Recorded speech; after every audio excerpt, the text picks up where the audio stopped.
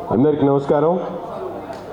ఈరోజు వడ్డెర యువ గర్జన పేరుతో గుంటూరు నగరంలో ఎప్పుడు జరగనటువంటి విధంగా ఒక పెద్ద కార్యక్రమాన్ని, ముఖ్యంగా వడ్డెర కులస్తుల బలాన్ని చూపించడానికి సోదరుడు దేవుళ్ళ వెంకట్ గారు ఏర్పాటు చేసినటువంటి ఈ కార్యక్రమానికి అధ్యక్షత వహించినటువంటి దేవుళ్ళ వెంకట్ గారికి, అలాగే సోదరిమణి పెద్దలు గుంటూరు రాష్ట్ర వడ్డెర సంఘ చైర్మన్గా ఉన్నటువంటి దేవుళ్ళ రేవతి గారికి, అలాగే మల్లికార్జునరావు గారికి, వేదిక మీద ఉన్నటువంటి పెద్దలందరికీ, ముందున్నటువంటి వడ్డెర జాతి కులస్తులందరికీ కూడా పేరు పేరున హృదయపూర్వకమైనటువంటి నమస్కారాలు తెలియజేస్తా ఉన్నా. శ్రమకు మారిపోయినటువంటి వడ్డెర కులస్తులు ఈరోజు సమాజంలో మనందరం కూడా అన్నదమ్ములుగా బ్రతుకుతున్నప్పుడు కూడా అనేక రకాలుగా సమాజంతో పాటు ముందుకు సాగలేకపోవడానికి ముఖ్యమైనటువంటి కారణాలను ఈరోజు మీ ఎజెండాగా పెట్టుకొని మనమందరం కూడా ఐకమత్యంగా రాబోయేటువంటి రోజుల్లో మన సమాజంలో వడ్డెర కులస్తులు ముందుకు రావాలంటే ఎటువంటి నిర్ణయాలు తీసుకోవాలి, రాబోయేటువంటి ప్రభుత్వాలు వాటి మీద ఎటువంటి కార్యాచరణతో ముందుకు సాగాలనే ఆలోచనతో ఈరోజు వడ్డెర యువ గర్జన పేరుతో ఇంత చక్కటి కార్యక్రమాన్ని ఏర్పాటు చేసినటువంటి సోదరుడు వెంకట్ గారికి హృదయపూర్వకమైనటువంటి ధన్యవాదాలు తెలుపుతా ఉన్నా. ఎందుకంటే నేను కూడా ఈ కార్యక్రమం పెట్టినప్పుడు నేను చెప్పా, సోదరా మీరు కులం కోసం ఇంత పని చేస్తూ ఉన్నావు, నీ కోసం నువ్వు ఎంత దీనిలో 10 పైసలు చేసుకున్నా నీకు సొంత గుర్తింపు వస్తుంది, ఒక మంచి నాయకుడిగా ఏ పార్టీ అయినా నిన్ను గుర్తిస్తుందని నేనే అతనికి చెప్పడం జరిగింది. కాదన్నా, నేను ఏ పార్టీలో ఉన్నా నా కులం కోసం నేను పనిచేస్తాను, కులం కోసమే నేను పోరాడతాను, కులం కోసమే ముందుకు నడుస్తాను అని చెప్పి అతను నాకు సొంతగా చెప్పినటువంటి విషయం. అంటే ఒక భావన కలిగినటువంటి వ్యక్తి ఈరోజు ఈ కార్యక్రమాన్ని ఏర్పాటు చేసి మమ్మల్ని కూడా ఆహ్వానించి మా పార్టీకి సంబంధించినటువంటి ఆలోచన విధానాన్ని, మన పార్టీ రాబోయేటువంటి రోజుల్లో చేసేటువంటి కార్యక్రమాల్ని, గతంలో నేను తెలుగుదేశం పార్టీ ఇన్ఛార్జ్గా ఉన్నాను కాబట్టి గతంలో తెలుగుదేశం పార్టీ వడ్డెర సమాజానికి చేసినటువంటి కార్యక్రమాల గురించి మీ అందరితో చెప్పాలనే ఆలోచనతో ఈరోజు నేను ఇక్కడ రావడం జరిగింది. ముఖ్యంగా మనందరం కూడా గమనించాల్సినటువంటి విషయం ఏంటంటే, వడ్డెర కులస్తులు వృత్తుల పరంగా వెనుకబడినటువంటి సామాజిక వర్గాలకు సంబంధించినటువంటి వ్యక్తులుగా మనందరం కూడా ప్రతిరోజు కూడా శ్రమను నమ్ముకున్నటువంటి జీవులుగా మనందరం కూడా కష్టపడుతూ ఉంటాం. కానీ ఈరోజు రాజకీయంగా, సామాజికంగా, ఆర్థికంగా ముందుకు సాగాలంటే ప్రతి ఒక్కరూ కూడా ఈరోజు సమాజంతో ఉన్నటువంటి ఏదైతే కష్టాలు ఉన్నాయో, నష్టాలు ఉన్నాయో, అవకాశాలు ఉన్నాయో వాటినన్నిటిని కూడా మనందరం కూడా ఉనికిపరుచుకునేటువంటి కార్యక్రమం తప్పకుండా చేయాలి.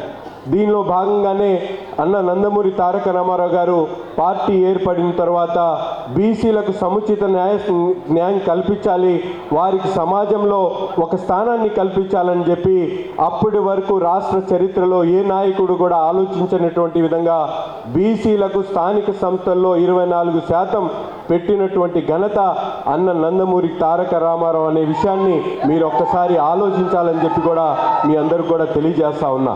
అదే ఒరవడాన్ని కొనసాగిస్తూ మన నాయకుడిగా ఉన్నటువంటి చంద్రబాబు నాయుడు గారు ఆ బీసీ రిజర్వేషన్ని 34% తీసుకొని వెళ్ళి దాదాపు రాజకీయాల్లో స్థానిక సంస్థలో అనేక మంది మహిళలకు కానీ బీసీ కులాలకు సంబంధించినటువంటి వాళ్ళకి అవకాశాలు ఇచ్చినటువంటి పార్టీ తెలుగుదేశం పార్టీ. కానీ ఈరోజు ప్రభుత్వం చేపట్టిన తర్వాత కొన్ని కార్పొరేషన్లు ఏర్పాటు చేశారు. ఆ కార్పొరేషన్కి సంబంధించినటువంటి చైర్మన్ ఉన్నటువంటి వాళ్లే సొంతగా బాధపడతా ఉన్నారు. ఏ ఒక్క బీసీ సోదరుడు కూడా ₹1 ఆర్థిక సహాయం చేసేటువంటి పరిస్థితి లేదు. ఒక్క బీసీ నాయకుడికి కూడా ఒక కార్పొరేషన్ ద్వారా ఒక రుణాన్ని అందించి వాళ్ళని ఆదుకునేటువంటి పరిస్థితులు లేదని చెప్పి ఈరోజు అధికార పక్షంలో ఉన్నటువంటి నాయకులే బాధపడుతున్నటువంటి పరిస్థితులు ఉన్నాయి. అంతేకాకుండా ఈరోజు బీసీ సామాజిక వర్గానికి జరిగినటువంటి పెద్ద లోటు దాదాపు 16,800 మంది ఈరోజు రాజకీయ పదవులు అంటే కార్పొరేషన్లు చైర్మన్లు కానీ, మున్సిపల్ కార్పొరేటర్లు కానీ, కౌన్సిలర్లు కానీ, ఎంపీపీలుగా కానీ, ఎంపీటీసీలు కానీ తమ అధికారాన్ని కోల్పోయినటువంటి ఈరోజు మనందరం కూడా చూస్తూ ఉన్నాం. ఎందుకంటే 34% ఉన్నటువంటి బీసీ రిజర్వేషన్ ఈరోజు అధికారులు ఉన్నటువంటి ఏదైతే ప్రభుత్వం ఉందో దాన్ని 24% తగ్గించినప్పుడు ఎంతమంది అధికారాన్ని కోల్పోయారో మీరందరూ ఒక్కసారి చేతులెత్తి చూపించాల్సినటువంటి అవసరం ఉంది. నిజంగా బీసీలు ఈరోజు అధికారం చేపట్టినటువంటి పార్టీ తగ్గించినటువంటి 24% రిజర్వేషన్తో ఎంతమంది పదవులు కోల్పోయారో నిజంగా బీసీ సామాజిక వర్గానికి సంబంధించినటువంటి ప్రతి ఒక్కరూ కూడా తిరగబడాల్సినటువంటి అవసరం ఉంది. ఎందుకంటే 16,800 మంది పదవులు పోగొట్టుకొని ఈరోజు రాజ్యాధికారంలో మనందరం కూడా ఎంతమంది మాతో పాటు ఉన్నటువంటి వాళ్ళు కార్పొరేటర్లు అయ్యేవాళ్ళు, ఎంతమంది గుంటూరు నగరంలో మనందరం కూడా చూస్తూ ఉన్నాం. చరిత్రలో అనేక మంది బీసీ సామాజిక వర్గానికి సంబంధించినటువంటి వాళ్ళు దాదాపు ప్రతిసారి కూడా ఎన్నికలు జరిగినప్పుడు 25 నుంచి 26 మంది కార్పొరేటర్లుగా ఉండేవాళ్ళు. ఈరోజు ఒకే సామాజిక వర్గానికి సంబంధించినటువంటి అధికార పార్టీకి సంబంధించినటువంటి ముఖ్యమంత్రి సామాజిక వర్గానికి సంబంధించినటువంటి వాళ్ళు 14 మంది కార్పొరేటర్లుగా ఉన్నటువంటి పరిస్థితులు. కానీ మన బీసీలు 140 కులాలు ఉన్నటువంటి బీసీలకు ఏ న్యాయం జరిగిందో ఇక్కడ ఉన్నటువంటి ప్రతి ఒక్క సోదరుడు కూడా గమనించాల్సినటువంటి పరిస్థితి ఉంది. అంతేకాకుండా సంక్షేమ కార్యక్రమాల్లో గత ప్రభుత్వంలో ఆదరణ పథకం ద్వారా ఎంతమంది బీసీలకు వాళ్ళకు కావాల్సినటువంటి పనిముట్లు అందించారో మనందరం కూడా ఒకసారి ఆలోచించాలి. ఈరోజు బీసీ బ్యాక్లాగ్ పోస్టులు దాదాపు 70,000 మంది బీసీలకు ఉద్యోగ అవకాశాలు వచ్చేటువంటి వాటన్నిటిని కూడా ఈ ప్రభుత్వం మరుగున పడేసినటువంటి పరిస్థితులు కానివ్వండి. అలాగే అనేక రకాల్లో ఈరోజు మేము చూస్తూ ఉన్నాం. ఉన్నతమైనటువంటి పదవుల్లో బీసీలకు రావాల్సినటువంటి నామినేటెడ్ పదవులు కూడా బీసీకి సంబంధించినటువంటి వైస్ ఛాన్సలర్లు కానీ, అలాగే పోలీస్ డిపార్ట్మెంట్లో పోస్టింగ్లు కానీ ఎంతమంది బీసీలకు అవకాశాలు ఇచ్చారో ఒక్కసారి మీరందరూ కూడా ఆలోచించాలి. కేవలం ఇది రాజకీయ వేదిక కాదు. వడ్డెర కులానికి సంబంధించినటువంటి అనేక రంగాల్లో ఉన్నారు. ప్రభుత్వ పదవులు కానీ, ప్రభుత్వ రంగాల్లో వాళ్ళకి ఇచ్చేటువంటి అవకాశాలు కానీ మీరందరూ కూడా ఒక్కసారి ఆలోచించుకోవాలి. డీజీపీగా తిరుమల రావు గారిని ప్రమోట్ చేయాల్సింది ఈరోజు రాజేంద్రనాథ్ రెడ్డి గారిని పెట్టారు.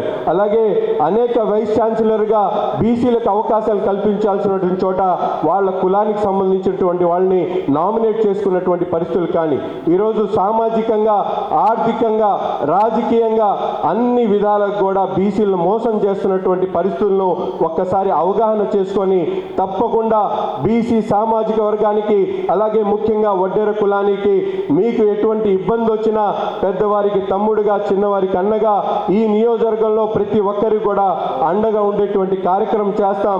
తెలుగుదేశం పార్టీ మీ పక్షాన పోరాడడానికి సిద్ధంగా ఉంది. మీకు రావాల్సినటువంటి న్యాయమైనటువంటి ప్రతి ఒక్క అంశంలో కూడా సోదరిమణి మన దేవుళ్ళ రేవతి గారు ఎంతో కష్టపడి పైకి వచ్చినటువంటి పరిస్థితులు, ఆమెకు ఎటువంటి న్యాయం జరుగుతుందో ఈరోజు ఆమెకు పదవి ఇచ్చారు.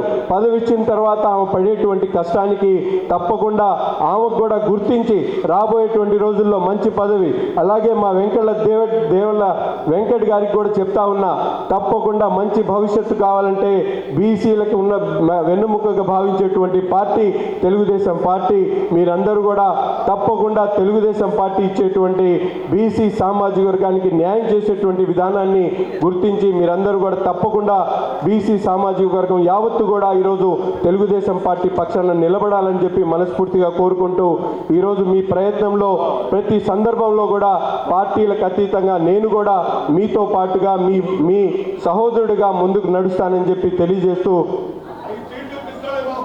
తప్పు మీరు బలంగా ప్రతి ఒక్క సామాజిక వర్గం కూడా ఈరోజు తప్పకుండా రాజకీయంగా ముందుకు నడవాలి, ముందుకు రావాలి. అది ముస్లిం సమాజం కానీ, బీసీలో ఉన్నటువంటి వడ్డర్లు కానీ, యాదవులు కానీ, ఇంకో సమాజం కానీ ఈరోజు ప్రతి ఒక్కరు కూడా సోషల్ జస్టిస్ అనేది జరగాలి, సోషలైజేషన్ జరగాలనే వాదనని నేను కూడా బలపరుస్తా ఉన్నా.